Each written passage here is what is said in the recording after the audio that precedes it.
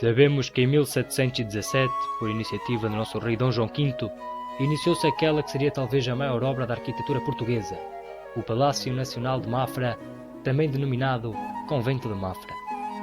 Diz-se que a construção deste belo exemplar do estilo barroco se deu devido a uma promessa feita por Dom João V, que afirmou que construiria este palácio se a rainha Dona Mariana de Áustria lhe desse um sucessor ao trono. O convento de Mafra é composto por um palácio e um convento de frades franciscanos a que se associam um jardim e uma tapada. No seu interior é também constituído por cerca de 1200 divisões, mais de 4700 portas e janelas, 156 escadarias e 29 pátios e saguões. O convento de Mafra é então composto pelo palácio, o convento que inclui uma belíssima biblioteca, a basílica, com um conjunto de 6 órgãos e 2 carrilhões, jardim do cerco e a tapada. A Basílica é um templo de grandes dimensões, inspirada nas grandes igrejas de Roma, sendo a obra de maior referência no reinado de Dom João V, a partir da qual muda o paradigma das artes em Portugal e se difunde o chamado Barroco Joanino. O palácio e a basílica são símbolos que representam a necessidade da afirmação política da monarquia portuguesa, inserindo-a no quadro das grandes monarquias europeias, como forma de afirmar um Portugal restaurado, da grandeza imperial ultramarina e do poder absoluto de Dom João V, poder este que lhe adivinha do seu direito divino. Detém a dignidade basílica por aplicação da bula de Clemente XI, de 7 de novembro de 1716, que era destinada originalmente à capela do Paço da Ribeira e que confere às capelas reais de Portugal nesta categoria. Esta basílica alberga, desde 1836, o serviço da paróquia do Santo André de Mafra e a Real e Venerável Irmandade do Santíssimo Sacramento de Mafra. E é então que em 1711 que Dom João V autoriza a construção de um convento destinado aos frades franciscanos, prevendo-se inicialmente construir um pequeno convento para apenas 13 frades. Como depois foi decidido construir-se em Mafra o novo Palácio Real, e daí se integrar a dupla função de residência de Estado e de casa religiosa, os projetos que inicialmente serviriam para albergar um número cada vez maior de frades foram abandonados, e adotou-se um novo modelo construtivo que permitia albergar uma comunidade de 300 frades. Como foi antes referido, acredita-se que Dom João V tenha mandado construir o palácio devido a uma promessa feita para agradecer pelo nascimento do seu filho, herdeiro do seu trono. Também há outras versões da mesma história que dizem que a promessa seria feita para que Dom João V se curasse de uma doença grave. Seja qual for o motivo, o que importa para a nossa história é que realmente foi mandado construir o Palácio Nacional de Mafra e que essa grande obra arquitetónica sobreviveu ao tempo até os dias de hoje. O projeto original para a construção do convento no Alto da Vela, em Mafra, foi abandonado, bem como a ideia de se edificar em Lisboa um novo Palácio Real, para o qual Filipe Juvarra havia realizado vários esboços. Foi então que, em 1714, Dom João V concentrou em Mafra a construção do novo Palácio Real, anexo ao qual existiria o convento franciscano.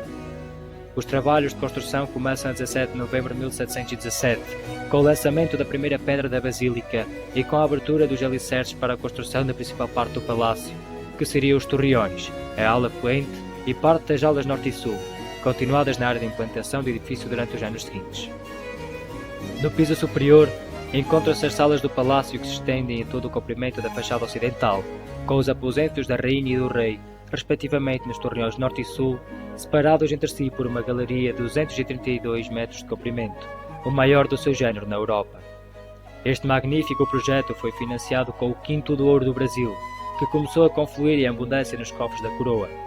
As ideias patentes neste palácio-convento foram inspiradas nos grandes edifícios urbanos do Barroco internacional. Sem sombra de dúvida, a biblioteca é a mais importante sala do complexo palaciano-monástico, tanto pela sua dimensão como pelo fim a que se destina, ser um centro de conhecimento de todas as matérias intelectuais em voga na cultura barroca. Quando o convento foi habitado, ainda este espaço estava em construção. A biblioteca foi instalada provisoriamente em duas grandes salas do terceiro piso conventual do lado, e mesmo Dom João V nunca tendo visto, grande parte do acervo foi constituído durante o seu reinado, fruto de uma política de incorporações consistente.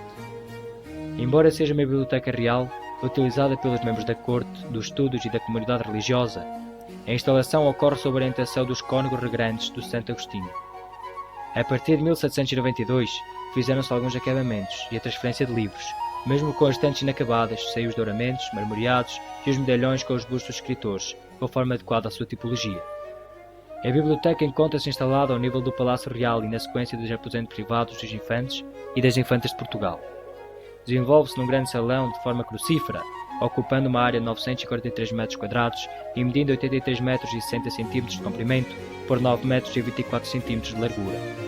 Tem de altura até ao centro das abóbadas, com 11 metros e 88 centímetros, e a meio dispõe de uma cúpula elíptica elevada a 13 metros do pavimento.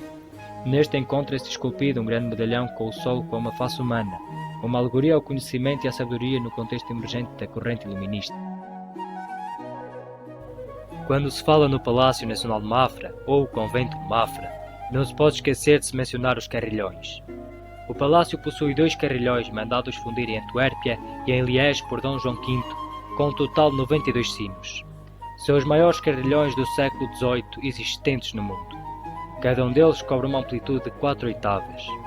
Este conjunto único inclui também o maior conjunto conhecido de sistemas de relógio e de cilindros de melodia automática. Ambas as torres de Mafra possuem mecanismos automáticos de toque. Este é um marco mundial para o estudo, quer da música automática, quer da relojoaria. Estes complexos engenhos são capazes de tocar de modo intermutável de entre cerca de 16 diferentes e complexas peças de música, em qualquer momento. Ora, estes fatores e histórias sobre o Convento de Mafra são o que fazem dele aquele que talvez seja o maior monumento histórico